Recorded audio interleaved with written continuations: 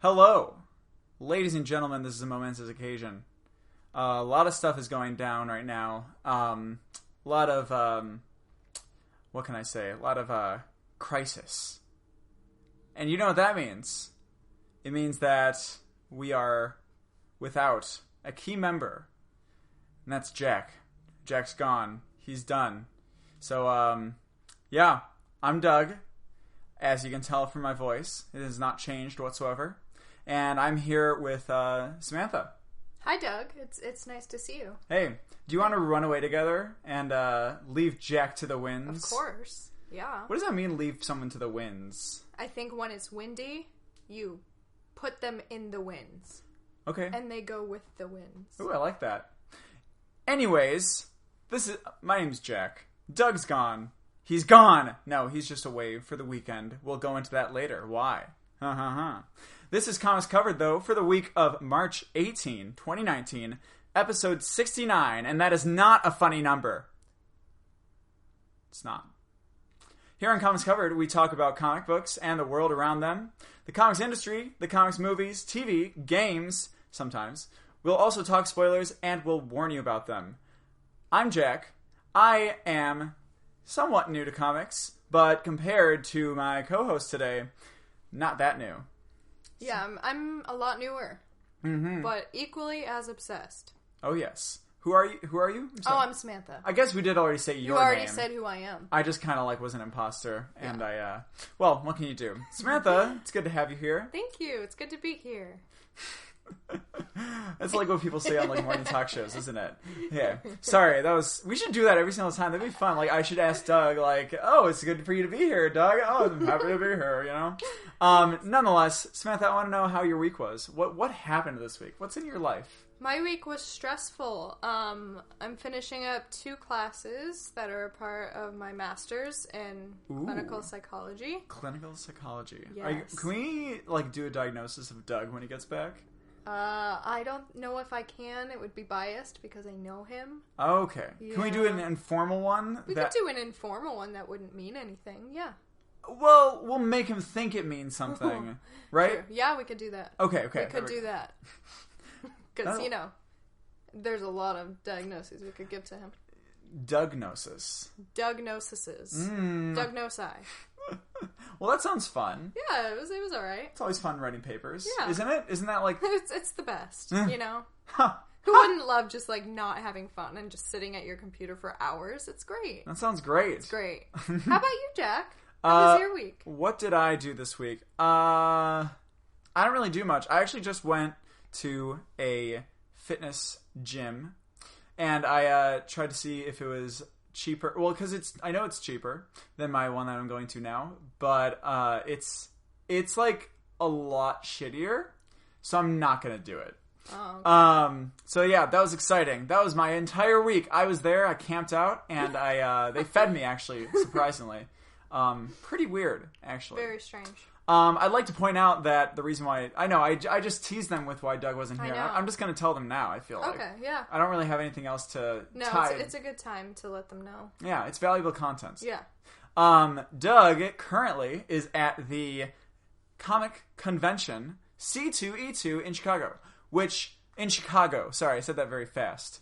Wait, I don't think they heard you. Where? Chicago. Oh, okay. Chicago, that tottlin town. Frank Sinatra, that song, it says it's the tottlin town. Tottlin town. I don't know what to tottle means, though. Doug is toddling. He is toddling. Toddlin Doug.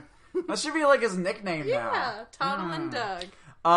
But he's in C2E2. I have no idea what C2E2 stands for. If anyone is on Twitter, please tell me, because I'm a madman who does not know what that means or why it's called that. I don't even know E3. E3 is another number. Do you know that? Electronics Expo thing. Entertainment is in there? Yeah, I think Electronic Entertainment Expo? Yes, exactly. Ooh. I've gone so many years and I still wasn't sure of the name. I wonder if C2E2 is Chicago Convention Entertainment Expo.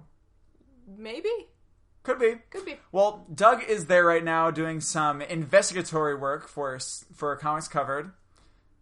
Makes it sound really, really cool, doesn't it? It does. It's like a spy. Yeah.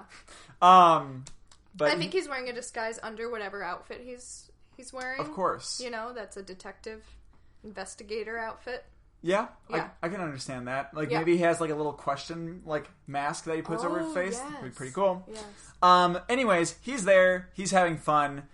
But he has left us in control of all of you. Ha ha ha ha. That's very nice. Yeah. So, yeah, that's about it. We're just gonna, like, have you here, talk a little bit about the comics that came out this week, which were very fun. Lots of them. A lot of new ones coming out recently, which is crazy. And then we're going to talk about some Doom Patrol, the episode that came out, since we didn't even talk about it last week on the show. Oh, wow. I know, right? Yeah. And then we'll just see kind of where it goes from there. Okay. We'll have a fun time. So, Samantha, actually, you know what? No, I'm going to say what we read this week because You do that. I like doing it. You do that. You do that. I think I always end up reading these because Doug knows more about the news stories usually. Okay, so he throws you a bone and lets you read something. Exactly. He lets me. He lets me because he eats up all the runtime. I'll throw you a bone here and let you read it. Thank you. Yeah. Thank you. We're kind of shitting on Doug in this episode, aren't we? No, we love Doug. We love Doug. him. He's the best. He's tottlin Doug. He's tottlin Doug. God, we're going to have to call the episode that, aren't we? I know, yeah. Anyways, we read a bunch of exciting books this week. By the way, there's a complete lack of music because I don't know how to edit. Doug usually does that. We see how great he is. See how much he toddles? He toddles so much. He's such a toddler. Well, that's an actual word, though. Toddler. Toddler. With T's. Toddler. That's tough. It is tough. Anyways, our books were the following. We had Farmhand number 6. Woo! Friendly Neighborhood Spider-Man number 4. Oh, it doesn't. I was just doing a woo because it's Farmhand's back and I'm excited. Yes, it was gone for a bit. Yeah. But woo to all of them, but yes. Woos to all of them. We don't have to do it every single time. Right, though. exactly. I thought that would be excessive. Okay, sorry. Then we also have Guardians of the Galaxy number 3. Immortal Hulk number 15. The Invisible Kingdom number 1. Surprised I even saw it. Justice League number 20. Naomi number 3. Spider-Man, Life Story number 1 by Chip Zdarsky. And Venom number 12. Also, we had High Level number 2 and Meet the Skrulls number 2. Sorry. Sometimes I get screwed up with myself when they are the same number because it's like you're going off a list, but it's like, I don't know. Leave that. Whatever. I don't even know what I'm talking about anymore. Doug had some books that we didn't read either, but he's not here, so we're not going to say them. Ooh, okay. I know. Samantha, can you give these fine folks the spoiler warning? Spoiler warning. Ooh, that's good. Thank you. I think that's really weird. I think Doug actually had a very similar spoiler warning one time. Really? Oh, we could do the whale noise I made earlier. What's a whale? It's a really terrible whale noise. Why don't you try? No. I don't Okay. think I can do a very good one. Okay. So, Samantha, I think the book that I was most excited to start this week was Spider-Man Life Story. Yeah, I was pretty excited too. Yeah? Yeah. What did you think? So this is Chip Zdarsky. Recently, he started Invaders, and he's also started, Daredevil. Right. So this is a part of that new sort of series of books. This is more like an event kind of series, I guess, about Spider-Man, like, starting when he debuted in the 60s as a 15-year-old kid, and then I guess throughout we're going to have each issue focus on a different decade. And he's just going to grow up and have the Marvel Universe around him grow up with him. This one is about the 60s, the start of him. He's like 4 years into Spider-Man. What did you think? Because I'm interested because since you're so new, I feel like you don't know a lot about the history of like when he came up or even read that many comics that take place in sort of time periods like this. Yeah, I mean, I thought it was really interesting, the dynamic between him and Gwen Stacy, okay. And the dynamic between him and the Flash. Yeah. I thought that was very interesting. How he talks about how Flash used to be a big bully to him and how that affected him. I thought that was really cool to like be a part of and hear about that. Yeah. Okay, that's really interesting. I'm interested that you mentioned Gwen Stacy. The big thing with Gwen Stacy, her showing up here, and I don't think it's a spoiler really because I feel like it's a thing everyone knows. Gwen Stacy famously died when Spider-Man failed to save her from the Green Goblin, Norman Osborn. Oh. So it was a whole thing. Okay. I think it was that her neck snapped. I never actually read that, but yeah, her neck snapped. Oy. It's pretty brutal, but it's like a very defining moment in Spider-Man's, history. Wow. So having her here was really, really cool to me. But like, what did you think about, I don't know, how the setting was built in general? Because personally, I had a little trouble just because I'm so used to reading these heroes in the present day that I felt like I had to do a little bit of extra work to make sure I kept in mind that this time period was the 60s. I think they did a really good job with like making the war the big focus of everything, the Vietnam War. Yeah. But there was still something about it because, like, I don't know, I think part of it is because I just started reading the old X-Men stuff, the very beginning of Uncanny X-Men, and that stuff actually was written in 1963. So it's like this mental hurdle that I have to go over and be like, this is the 60s, but that's also the 60s. But also this isn't written like the 60s. It's not written in the 60s style. Yeah, so it's tough to keep that in mind. I don't know, what did you think about how they built the era and everything around Spider-Man? I thought it was done really well. I didn't seem to have trouble reminding myself about that. Because it seemed like through each scene, it was just sort of him becoming, like, his own person. Mm-hmm. So throughout the whole thing, he's like, how should I define myself as a hero? What should I be doing? Keyword being should. Like, he doesn't know what he's supposed to be doing. So he's looking toward Captain America, he's looking toward Flash, he's thinking, since I have powers like them, am I obligated to do this?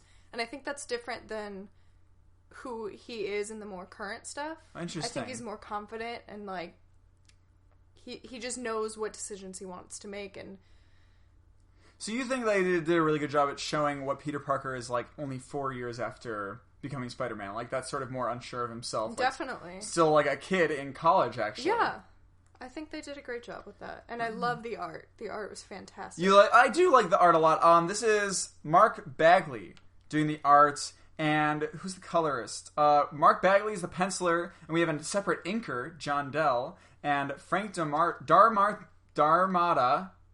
as the color artist. Nice.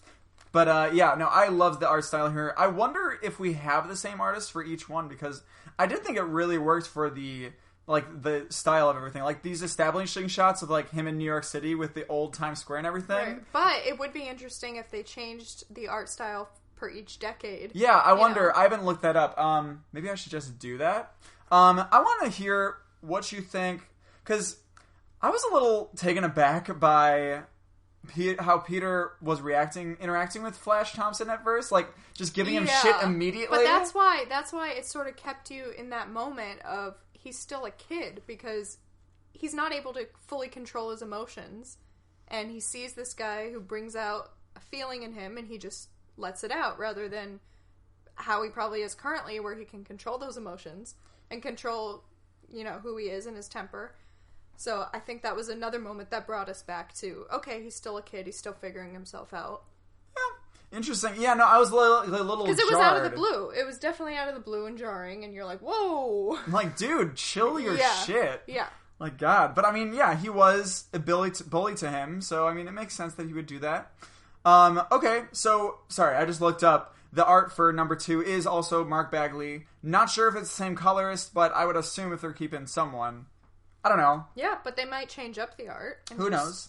Make it a little bit different for the decade. We can see, like, how flexible, like, Mark Bagley is with doing different time periods. Like, I mean, he did so well here, and I thought he got, like, the wardrobe for everybody correct. Definitely. And, I don't know, like, these television news announcements were really, really cool to me. Like, including Iron Man and Captain America. Iron Man in Vietnam, Captain America going to Vietnam. Yeah. I was a little confused by the ending. If we want to talk about that. Again? The ending is like, they have this little... First of all, Gwen Stacy looks at Peter Parker. She's like, what's this? And she's sees that he's wearing the Spider-Man outfit. Yeah, which I didn't know she knew his identity. She must have in the past then. I don't know. But then we have this little prologue, or epilogue. Sorry, epilogue is the end one. Yes. Where we have, like, American soldiers in Vietnam threatening this tiny village, saying, oh, whatever. And then he gets hit in the head with something, and we find out that it was Captain America looking badass saying, "Tell Iron Man these people are under my protection." I was just a little confused. What were you confused on? Well, the next issue is going to be in the 70s, right? Okay, yeah. So that's going to be like 10 years after this, or maybe a little less. So this, I don't know. This I think we're going to probably see the aftermath of Captain America defending the native people instead of his own country. Right? Oh, because that's what he's doing. He's going against America because he's doing what he thinks is right. That's why he was talking about earlier. He's going to do what he thinks is right for him. And this is what he thinks is right, even though he's Captain America. So you think he's going to, like... I don't know. Are they going to take that many character liberties with this thing? Like, it's interesting because that's a huge That's huge just thing. where I went when I saw that, because obviously it's going to be a different decade. So they can't follow up directly with this. No, but they might... The public at that point might have a different view of him, or might have this thing that they remember about him and might not trust him as much. I don't know. That could be one of those little changes that the universe has because we're looking at it in a different way on a different time scale. That's really interesting. Because I was really confused. I was like, wait, why are they acting like this is going to be followed up on? It's not going to be. But I think it's more of a, like, aftertaste kind of thing. That'll be really, really cool to see. This series is going to... I really hope this is going to be some sort of really interesting study of kind of... Not even just Spider-Man as a character, but as the universe. Like, how would it look if we actually took the timeline into under focus? Right. Like, Doug always talks about that, how he's super into, like, them actually growing as characters. Because, it's annoying if someone dies and then that death gets retconned, or if someone has an illness that makes them paralyzed, and then, oh no, they're just the regular person again. Right. Like, it's annoying. So, like, this is going to be really, really interesting. I wonder if Chip Zdarsky is using this as a way to study, like, how comics work on a timeline. I'm really, really excited. Chip Zdarsky, as I think I've told you, has really only done, like, really crazy comedy stuff. Right. Like, it was Marvel 2-in-1 last year that was, like, one of his first, like, oh, this actually has some emotional notes in it. Right. Like, I don't know, you've read Invaders, Daredevil, and this, which are his 3 going on right now. Yeah. What would you say are your, like... How would you say he works as a writer of these different, very different properties? I think he works really well with the character he's given, which is really, like, he's shown a lot of versatility with the characters, and, I mean, Invaders is just full of emotion and... Political intrigue, even. Yes. But all these books are just so different from each other, and the dynamics, like, for Daredevil, how he Well, one second, not too many spoilers for that one, because we didn't... Oh, okay. Okay, so for Daredevil, how he just works with the character. Yeah. And the character's disability, if you can call it that. Yeah. Not disability, but, like, not disability, but just how, like, characters interact with each other. Different thing than the other characters. Yes. His characteristics. But, like, how do you think that... Because there is not a lot of humor in those books whatsoever. But, it's present here. He puts a little bit in... Well, because Spider-Man is... I feel like every Spider-Man book that I've read so far has a lot of comedic elements to it. Yeah, he's a more lighthearted character. Yeah, but this one doesn't even have that much. It has a little bit sprinkled in, but a lot of it is just, like, emotional growth of Spider-Man. Yeah. No, I mean, it totally is. Like, it's really... Because a lot of times I feel like comedy could be used as a crutch for people that are trying to get more dramatic things. Like, that's what they know how to do. And, even in Marvel 2-in-1, he balances comedy and the emotional notes so well. Right. So it's really cool that he's not using comedy as a crutch, really, in these new books at all, either. Yeah, but I'm such a fan. I'm so excited to see where that goes. I guess we're going to have six issues in this guy. And, just each decade is going to be interesting to see how it goes. I guess, like, at the end of it, he's going to be old? Yeah, I guess. I mean, if he's, like, college, like, 21, I would say here.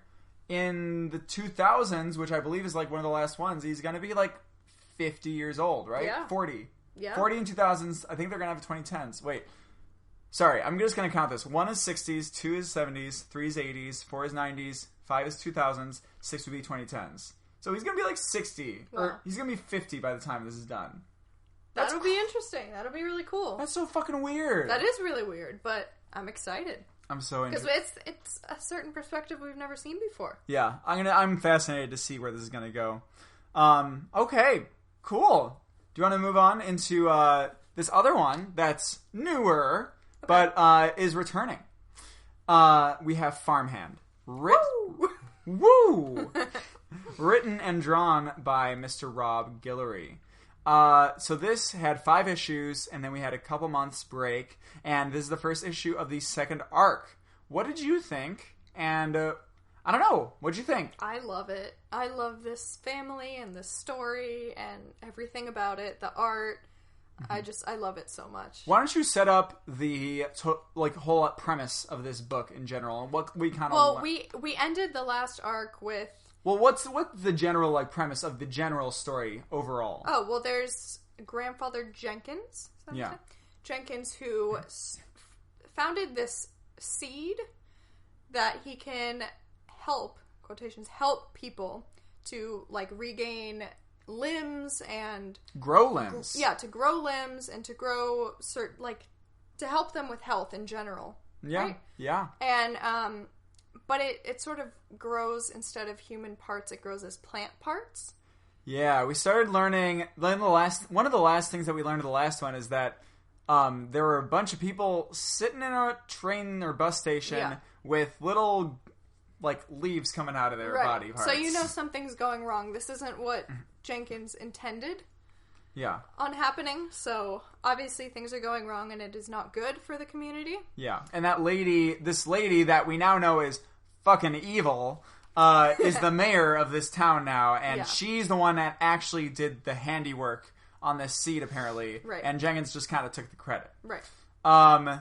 Also, there's this whole thing about them growing a brain that gains sentience, and we're not going to go there yet. Yeah. But what'd you think of how it continued, how it brought it back?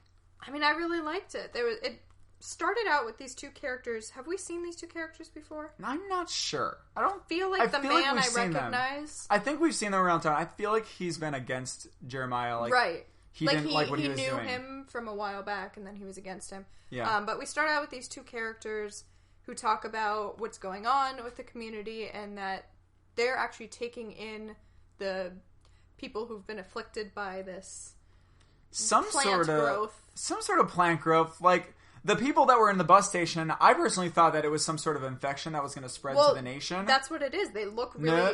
No, not infection. What I mean by that is they look really sick. They don't just have a plant growing out of them. They look like they're really ill. Yeah, no, definitely. But, I mean, what I thought it was going to be an infection that was going to be spread to everybody. Oh. But it turned out it was just people that got a limb put on them, that they're now experiencing this weird side effect where they grow little leaves out of their body parts, or they feel sick. So yeah, these people are taking them in, and yeah, shit's happening. But they all are clear. Like, they have this little interview segment where they say, he saved my life. Like, I'm so grateful for him. He's awesome. So, I mean, yeah. but people are looking for him. And his daughter, it looks like his daughter is continuing his work while the dad is sort of hiding out, I think. I don't know if he... Okay, yeah. It seems like he's hiding out because he's freaked out about what's happening. He doesn't know how to handle it. It does seem like that. It also seems like he didn't know. I don't know how that could have happened, but they don't reference it at all. His son doesn't reference it, wouldn't he? I feel like it, but they keep saying, we're trying to call him, we're trying to reach him. He's not answering. So I don't think he has his phone. Maybe he's just... I just feel like if he doesn't have his phone and he's unreachable, even if he's staying with the son, he's hiding out. He doesn't want to deal with it right now. Yeah, probably.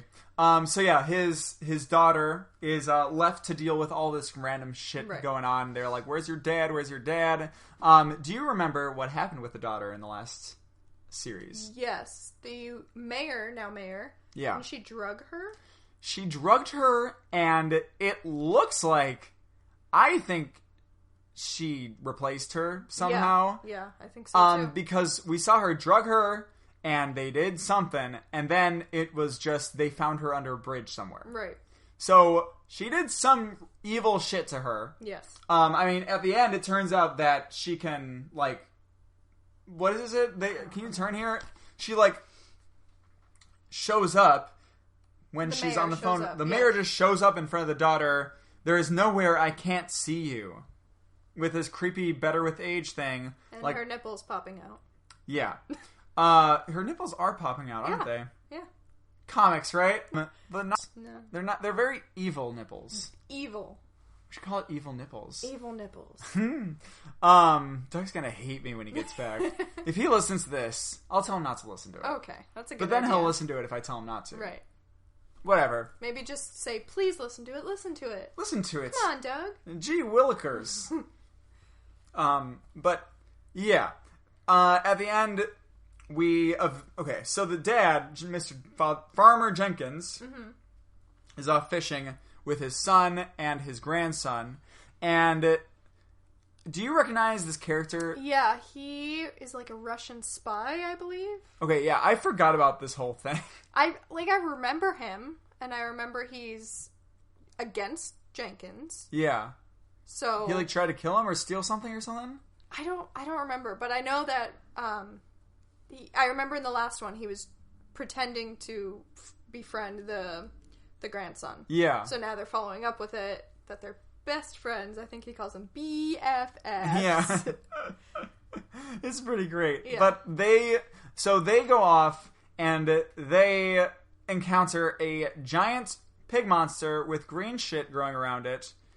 And once the pig monster comes back and chases then the Farmer Jenkins and the son, they are stuck in a tree, and the last panel shows that there are hands growing out of this random tree in the forest. So it isn't only the pig and the humans that are being shit plantinized. Shit is getting I don't know. Shit is getting contaminated up in her.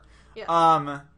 Yeah. Can I just say, I fucking love Rob Guillory and his art. Me too. He's fantastic. He's so fucking talented. It's so, all this fucking, these hands and shit coming out of the trunks of the tree, and anytime, like, he's able to draw, like, cool plant human hybrid stuff, it's just so cool with his style. But you know how out there it is? With how out there it is, it's so relatable. I don't know. To me, I have this, like, with his work with Chew and with this, I understand the facial expressions, and I just relate to it a lot. Yeah. You know? The way he has his characters act, so to speak, is really, really, really, really good. Yeah. And it's really, really cool to me that he was able to get into writing so easily, too. Oh my god, I know. I think this was his first writing project, I believe. So it's just really, really great. I think he's building this world so well, and he's building it up to where, you know, shit's just starting to go wrong. Yeah. And it become a big deal. I think at the back here, he actually says, like, shit's about to go bad really fast. He says, so to summarize, what you can expect from Season 2, things get worse very quickly. Strap in. Woo. Exciting. Yeah. I'm up for it. It's great. Super excited. It looks like these are all going to be in 5-issue segments, so this is another 5-issue nice thing. Hopefully it comes out pretty regularly till July 24th. It looks like. I'll take it any day of the week. Yeah. Especially Wednesday. Okay, cool. Do you have any other thoughts on that one? No, I'm happy that it returned and that it's still really good. Yeah. And I'm excited for what's next. Yeah. Yeah. Super pumped. Super pumped. What do we got? What do we got next? Ooh. High level. High level. Number 2. We didn't get to talk about this when number 1 came out because Doug isn't reading it. Oh, do you want to talk about what it's about? I want to talk about it, yes. High Level is a book from DC Comics on their Vertigo line. It is written by Rob Sheridan, art by Barnaby Bagenda. I think colors by Romulo Fajardo Jr. Fajardo. I always feel bad. I can never pronounce a lot of these names. That's okay. People are used to it. People always mispronounce mine and yours. Really? Yeah. What's your last name? Yeah. Your last name is 5 letters. It's Baron. Yeah. People say Barone. Okay, I can see that. Yeah. I feel like Baron is Barron. Yeah, but people always say that. Well, they're lame. Yeah. Nonetheless, High Level is a great book. It's kind of a post-apocalyptic... Not post-apocalyptic. Like cyberpunky. Like it's cyberpunky without a lot of technology. I think it's cyberpunky with watercolors.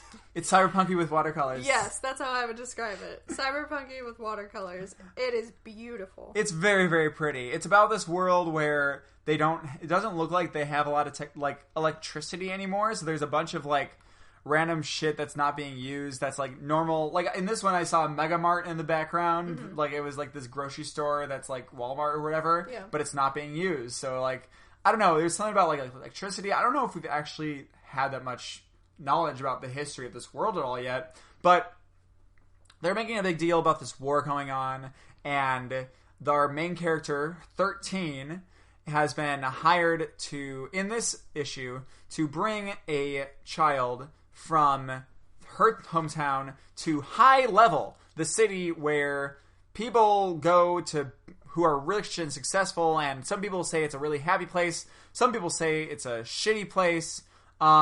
We don't know anything, really. A lot of unreliable narrators here, but it's just really, really cool world building, and it's really pretty art, and I'm really, really interested to see where it goes. What do you think about this in general? I love it. I like how they talk about... One of my favorite pages is where they are talking about the kid in front of her, and they're sitting in the car. Yeah. And the kid is sitting between them, and they're just sort of fighting about her, and she's just sitting there with tears in her eyes. And they talk about how like the military has been using this little kid because she can find and open military doors and crates just by going near them. Yeah, I'm really interested to see how that plays into like their quest to get to High Level, because I'm positive they're going to use her powers. Of course, but it sounds like this guy sees that they're using her and is trying to save her and get her back to High Level. Yeah. Okay, so he's because she's been kept in military camps, right? But they say that if she gets to High Level, then she can like help the fight somehow there. Right. They're pretty vague about it still. Yeah. And then in this issue, spoiler. No, we already gave the spoiler warning. Well, I'm saying it again. I just didn't want you to spoil Daredevil because we're not talking about that here. You know what I mean? And they didn't know. Yeah. Like, whatever. So, what was I going to say? You're going to say... Oh, yeah. So in this issue, 13 tries to pawn off the little girl to a friend who's going to High Level already. Yeah. She's not very kid-friendly, 13. No, she's kind of a dick. Yeah, and this kid hears that conversation and runs away, and chaos ensues. Yeah, a little, I don't know, a little contrived. I feel like it was a little, what's the word I'm looking at? Cliche. Well, the one thing I thought was cliche was when they stole a vehicle, right? They stole a vehicle. Well, did they steal this vehicle? I'm pretty sure they did. Yeah, it looks like it. And then 13 says, "Where is it?" And she just finds, like, a bomb? No, I'm sorry. They didn't steal a vehicle. They drove to this marketplace, and she said, "Ezra, get the truck and meet me over here," or something like that, right? We need to go. Ezra, come to the van. Oh, they're already at the van. Okay. So never mind. Then no, I don't have anything negative to say about it. I have something negative to say. What? I think it's really fucking weird that they have this van. She makes the kid drive, right? Yeah. So that she can blow up this thing that they're towing and make it run into the guys that are following them directly behind them.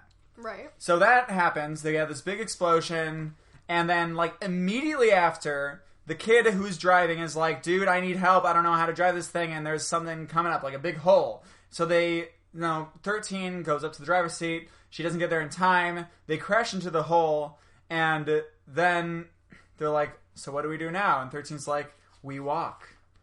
And they're, like, walking off into the sunset, which, is a fine setup for, traveling to a big place. But what about these guys that were following directly behind them? Well, Did they all die? I think that's what's implicated, yeah. That's absurd. It is absurd. This is a huge military van when we're following them. Like, it has guns on it and everything. Like, look at this. There's probably a bunch of guys in here. Yeah. Why would they just feel safe? Like, they need to be running. You don't walk, you run. Right. I don't know. I don't know what to say about that. But the rest of it was really fun. I think the artwork is really, really, like, in action scenes like this, I feel like sometimes painted art can be a little bit tough to, like, generate a lot of, like, excitement and, like, fast, like, moving cars and stuff like that. But I think there's a lot of kinetic energy in this, and it's really, really cool in that way. I'm really excited to see this entire world and get them to travel through it. Oh, I'm so excited. Yeah. I'm so excited. The first issue I liked, but I wasn't in love with. Yeah. This issue I'm in it. You're in it? I'm in it. You're in it? And that's why I'm in it. Sorry, we'll have to play royalties to Kanye West. Oh, that's okay. a Kanye West song. Oh. Yes. Not the better-known Kanye East. Oh. Yes.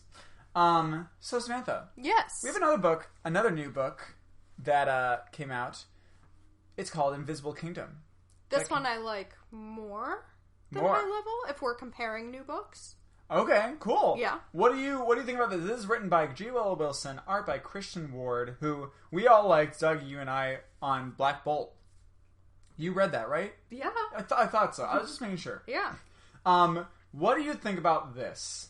I love it. I love how there's a religious aspect, how there's a political aspect, how there's, like, fraud going on. There's just so much. And there's different species, and that there's our main character, her species. There are 4 distinct genders. Yeah. And how they talk about that. It's kind of like you're just building this amazing, beautiful world, and it's so easy to understand and get into. They throw a lot at you, but they organize it in a really cool way by sort of having certain things we talked about with, like, we have 2 main characters here who we spend most of our time with. We have Captain, what's her name? Grix. Yes. Grix. Yes. And then we also have this Rulian girl who I don't think we ever had her name. No, we did, I believe. I don't we did. We do. Definitely, they say it at the end. Okay. Grix and Vess. Vess was the other one. I need to invest myself some more. Right. Sorry. So Grix is this, like, hardened, ship captain who smuggles shit to and from places. Yeah. And then Vess is, I guess, royalty from her homeworld, but she didn't want to be forced into their culture, some cultural thing, and so she is becoming a nun. Mm-hmm. None. Which is, I mean, it's the same principle. Same principle. She's devoting herself to this religion. Right. But I think they organized the information you got into, like, we have some scenes featured around Grix, and we have some scenes featured around Vess. And I feel like I could assign certain things, like, okay, I'm learning this thing through Vess's eyes, and that was really, really cool. I'm learning these things through Grix's eyes. That's really, really cool. What do you think about, like, the future story? It seems like it's going to be a hybrid of, like, sort of religious and company conspiracy. I like all that, but the one thing that I'm interested in is how they were talking about how their Vess and Grix issues and problems are going to kind of converge with each other, and they're going to deal with things together, so I'm really curious how they're going to do that. But, I mean, the story itself, I think, is incredible. Yeah. I really enjoy every aspect of it, and the art is amazing, and I think the art is, like, the highlight of this for me. I like the writing. I really like the world. I don't know. I'm interested to see where it goes. I'm interested to see where it goes. I just hope that the story and the intrigue behind it is as good. But right now, I think what's keeping me mainly is the art, because I think Christian Ward has such a fucking cool style for space looking shit. Yeah. And I loved him at Black Bolt. But for all of Black Bolt, but the first half, I think, when they were in space jail was, I think, miles better than when they were on Earth. Mm-hmm. For, I don't know, specific reasons. I don't know who's doing the coloring for this book either. I wonder if Christian Ward... Oh, yep. Christian Ward does his own coloring, which makes sense because it looks very similar. Yeah. And that's such a big part of his art. But yeah, I'm so excited. I think there are certain moments in here that are so cool. Like, I'm open to a page which is 2 single page splashes. One focusing on Grix, who is landing this ship on the planet like really dangerously, and they like catch themselves at the last minute on the planet, and all this dust is flying up around them, and all these colors and all that shit. Compared with Vess's trip to this palace, her whole deal here, one of the trials that she has to go through basically to get into this religion, is to blindfold herself and travel to this. I don't know what they call it. It's like it's some nunnery thing. This isn't the Invisible Kingdom, right? This is. I don't think so. This is they talk about what the Invisible Kingdom is, I believe, but I don't remember where that was. This is some floating ship, but that she has to travel to blindfolded, and so there's this huge color space thing contrasted with this picture of like an alleyway and her lonely, solemnly walking up it to her destination. While holding onto the wall. While holding on to not fall. Because she's blindfolded. Because she's blindfolded. Yeah. But yeah, I'm so excited for this. This is going to be really, really cool, I think. I hope it continues to be great. Interested to see what Doug thinks about this. Is he reading this one too? I believe he is reading this one. Cool. We'll have to check in when he gets back. Nice. Okay. Let's talk about Friendly Neighborhood Spider-Man. Okay. You said that you had something to say about this book. The only thing I have to say about it, I really liked it, but I'm especially happy that they followed through with, what was it, 2 issues ago? Okay. Where they talked about Aunt May and how she was going to the hospital without Peter knowing. Yeah. And finding out that she has cancer. And so I really liked how they followed up with that.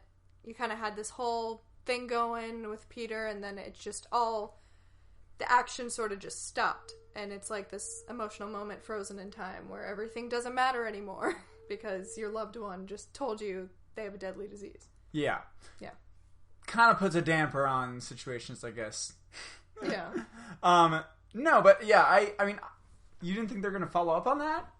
I didn't know. I thought it was like an added extra thing at the end of one, and I didn't know if that was. I don't know. It seems like a pretty big deal to not. Yeah, I don't know. I mean, whatever. I mean, I can feel that. Like, I didn't think they were going to follow up on it this quickly, I guess. Mm-hmm.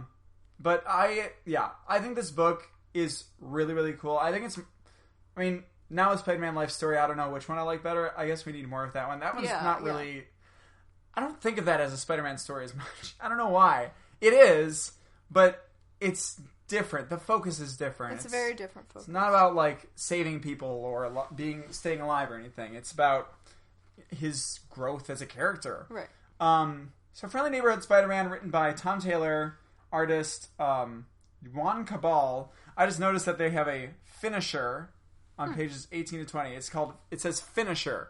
Interesting. Douglas Franken. I'll have to ask Doug what that means. Never heard that. Never heard of that. Colorist Nolan Woodward. But yeah, I think this book is really, really cool.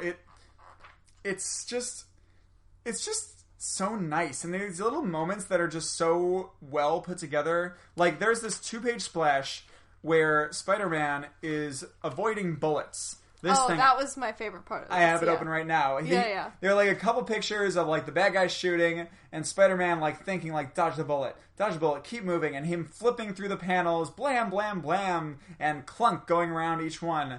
Like him saving a cat, the cat scratching him, the guys shooting him again, him going out, him taking the guns away, and then just getting decked by this dude who we've established has very powerful punches. Yes.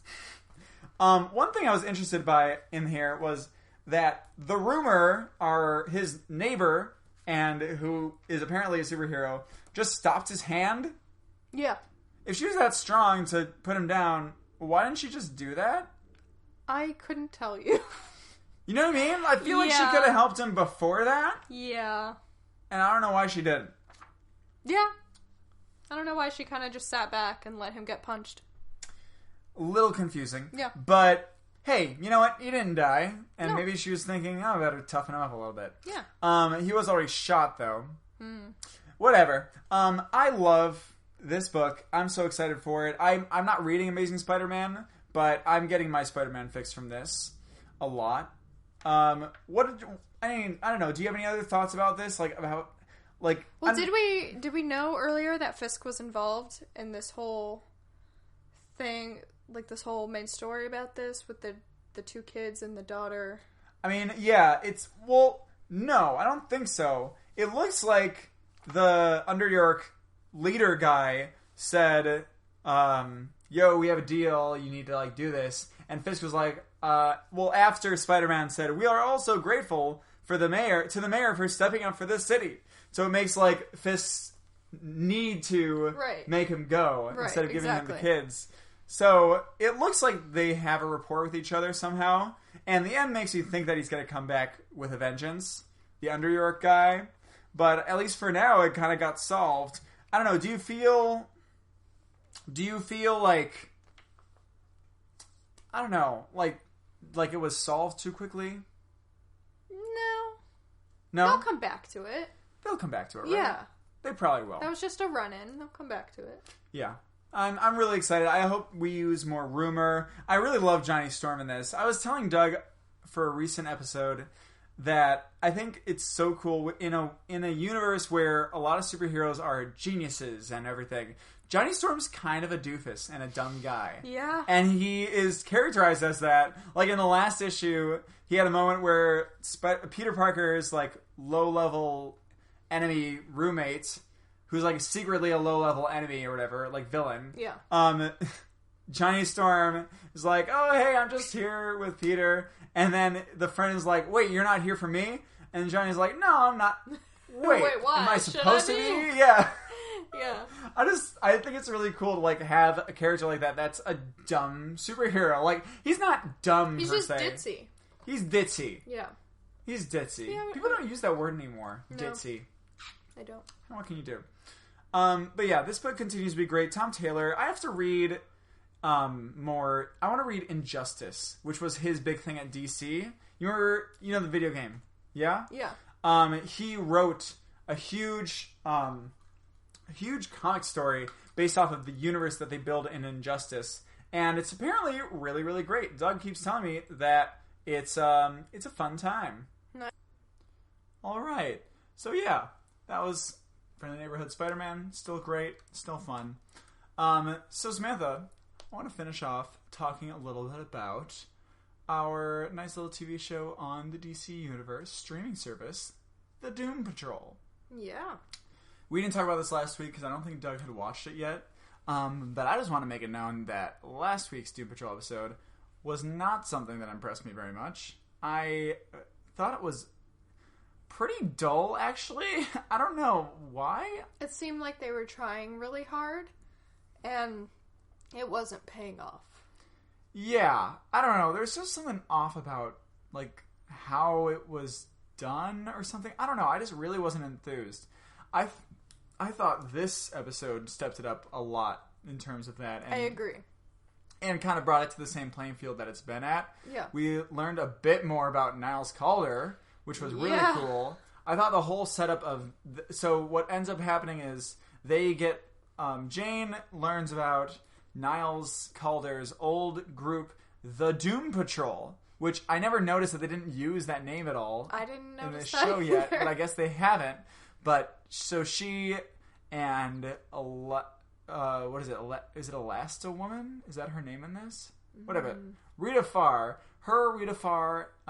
and Negative Man all go to where the Doom Patrol is, and they find this functioning school where all these people know Niles, and they're all happy of teaching kids how to, hone in their superpowers and stuff. And it's, I think, really cool, because they sort of have this whole learning about Niles thing, and then we have these little things that make us kind of sort of question the reality of it. Right. I don't know, what did you think about it, learning about that side of Niles, kind of? Well, at the beginning when they first got to that area, I knew something was up because it just seemed so good and fake, and I don't know, and then you start to see the screen kind of glitch. Yeah. And you know that this is not real at that point. And you're just waiting for each character to figure that out and see what's going to happen from there. So yeah, it turns out that this sort of reality that they saw at first is actually something that's projected by the Mento, who is... He must be a character from there. Doug would know more. But Mento, who is a psychically attuned person... so they're all old now, except for this caretaker guy, but Mento does this mental projection that puts them in this fantasy world where they're teaching kids and everything, and they're all young and having fun and everything like that. But it kind of keeps them subdued rather than losing their minds, because apparently the reason they are like this and need to be kind of calm and subdued is because they fought Mr. Nobody. Yeah. And it messed with their minds. Fucked with them. Yep. Hardcore. Which is Oh, also interesting because the basis for Grant Morrison's Doom Patrol, where it starts, is right when his old team, the other Doom Patrol, all died. Really? They just all died. Huh. So I thought they were going to go that route where they're all going to actually be dead. But Yeah. I'm kind of glad that they did it this way, where they're just like absolutely damaged by what Niles kind of put them through. Yeah, they're basically dead. They're not dead, but they're basically dead, yeah. They live, and the last scene was that they're just getting their meds, sitting there, and Mento's projecting that they're about to take a group photo. Yeah. As their young selves in their outfits. And So, yeah, I thought this was a really, really cool episode. I think it definitely, I feel like we're just going to get a bad one every once in a while. Maybe that'll be the only bad one the last week's. But this one definitely brought it back to the point. I think Cyborg is still kind of annoying. He's, I think, the weakest character in all of this. His acting is not great. Yeah, I don't know what it is. Yeah. But it's just like... Yeah, it has to do with his performance, his acting. It definitely is. Yeah. Like, there's just something about it. Like, it's not that his writing, I don't think, is necessarily bad. Like, otherwise, everybody else's writing would be bad. Right. Which, it's not the best at times, but it's like whenever he speaks, it's just this, like, meh, meh, meh, meh, meh. Right. Yeah. Meh, I'm Cyborg. Meh. That's what I feel like he's saying every single time he talks. Yeah, I can see that. And he does a sort of, like, sighing thing. Do you notice that? Where he's just like, blah, blah, blah, blah. Yeah. I don't know. I just noticed that. And it's really annoying. That's interesting. I'll have to look for that. Mm-hmm. Like he's out of breath, kind of? No, like he's trying to add emotion and he doesn't really feel it. Interesting. Yeah. Interesting. Maybe it's a character choice because of his cybernetics. Maybe. Okay. Well, yeah, no, I'm just happy that it kind of went up again in terms of quality, and excited to see where that goes too. Okay, well, Samantha, I think that'll be about do it. Like, I don't know, do you have anything else that, are you reading anything outside of our weekly comics? What are you reading next? So, next I have, who writes it? After Death. After Death is a, book by Scott Snyder and drawn by Jeff Lemire. But I've had it ready to read for the past month and a half. But because of school, I've just been able to finish the weeklies and not get to that. Yeah. So it's just standing right there waiting for me. I mean, we still have a lot of weeklies to get through it this week too. Yeah. But yeah. Oh shit. You know, speaking of books, I never said what we had for next week. Oh yeah, I forgot about that. We just started talking about Doom Patrol. We have books next week too. We read them, and we have a fuck ton next week. God damn it. Didn't we have 11 this week? Yeah, we have 15. Oh. But just wait till you hear what they are. They're all ones that I'm excited for. We have Black Hammer, Age of Doom number 9, Black Science number 39. You're not reading that yet. It's in my pile. It's pretty close. You'll get there. Yeah. It's a treat. They have been on a break, actually, so I'm really excited for them to return. Nice. We have Daredevil number 3, speaking of Chip Zdarsky. Detective Comics number 1000. Wow. It's going to be great. I'm so excited. Action Comics 1000 was awesome. Mm-hmm. That's in your pile soon, too. I'm so excited to read this. It looks like they have a lot of really cool talent in it. We have Heroes in Crisis number 7. Always divisive. The Ice Cream Man, number 11. Invaders, number 3. Martian Manhunter, number 4. Peter Cannon Thunderbolt, number 3 by Kieran Gillen. Shazam, number 4. Action Comics, number 1009. And Terrifics, number 14, which is Jeff Lemire's last issue. Wow. On that title. Yeah. That's a lot. It's a lot. And they're all exciting. They're all exciting. God damn it. It's just like... I look at this, and I'm like, I can't cut anything. I can't cut anything from this. No. I'm pretty good at, like, looking at it critically. I can't do it. There's nothing in that list that I can be like, yeah, I don't really have to look. No, I have to get all these. Yeah. God damn it. Fucking comics. I know. Fucking Doug. It's his fault, you know. I know. It's his fault that we're both here. I know. Well, should we tell everyone where we're going next weekend? Oh, yeah, we should talk about that. So Doug is in Chicago for C2E2, as we said. He actually, I just saw that he posted a Twitter. Nice. A tweet. Posted a tweet. He tweeted a post. Do you tweet tweedled. a post or you post a tweet? He tweedled. You tweedled. He tweedled because he's toddling. He's That's toddling. good. He's tweedling. Nonetheless. We were going to say where we were going. Yeah. Sorry. Samantha and I are representing Comics Covered at next weekend's big Comic-Con, WonderCon, in beautiful Anaheim, California. So we'll probably still be able to record with Doug at some point. But we'll be able to talk a little bit about that, talk about his experience next week at C2E2. Super excited. Should be great. But as for this week, I think that's going to about do it. If you made it this far, thank you so much for listening. We are a new podcast in general. But the absolute biggest thing you can do for us, if you like the show, is give us a review or a star rating on iTunes. And if you enjoy the show, let someone know about us with your mouth or with your mouse. I was talking to Doug last week about if people actually call it a mouse still. I call it a mouse. Because this looks like a mouse. Yeah, I call it a mouse. I mean, what if people talk like I wonder if kids with touchscreens and everything are just going to be like, what the fuck's a mouse? Because I just touched the screen. It's crazy. Whatever. Brave New World. But we release episodes weekly on Sundays, so be sure to check back next week, or you can subscribe on a number of podcast apps and never have to think about it. Do you want to give them some valuable content here? Where's our valuable content? Oh, no, just valuable content. Valuable content. Yes, valuable content. Valuable content. You know what I think? Valuable content. I agree. Wholeheartedly. With what? With valuable content. Wow. Wasn't that valuable? That was such valuable content that it was valuable. Thank you. Yeah. God. So you can subscribe on a lot of podcast apps like iTunes, Stitcher, TuneIn, Overcast, Google Play Music, Spotify, a bunch of them. So whichever one you prefer, we've got you covered. You did it! You did the thing! I did it! In the meantime, before the next episode, you can find us on Twitter and Facebook under the handle @ComicsCovered. You can also find web archives of all the episodes at all other 68 episodes. 69.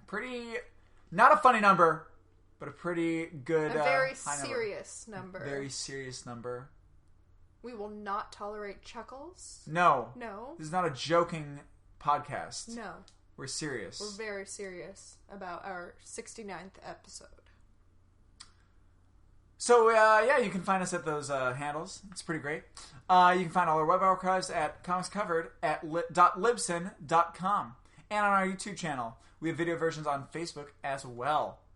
If you want to get a hold of us with a question or feedback, send a message on Facebook, Twitter, or at our email, comicscovered@gmail.com. Thank you all again for listening. I know this was a crisis-filled event that we had, but going from here on out, Wally West just ain't going to be a thing anymore. So I'm sorry. It's Barry Allen. No more Wally West. So I'm Wally West, signing off. All right. I'm valuable content. Oh, you are? Signing off. Oh, that's wonderful. Yeah. And this has been Comics Covered. Thank you.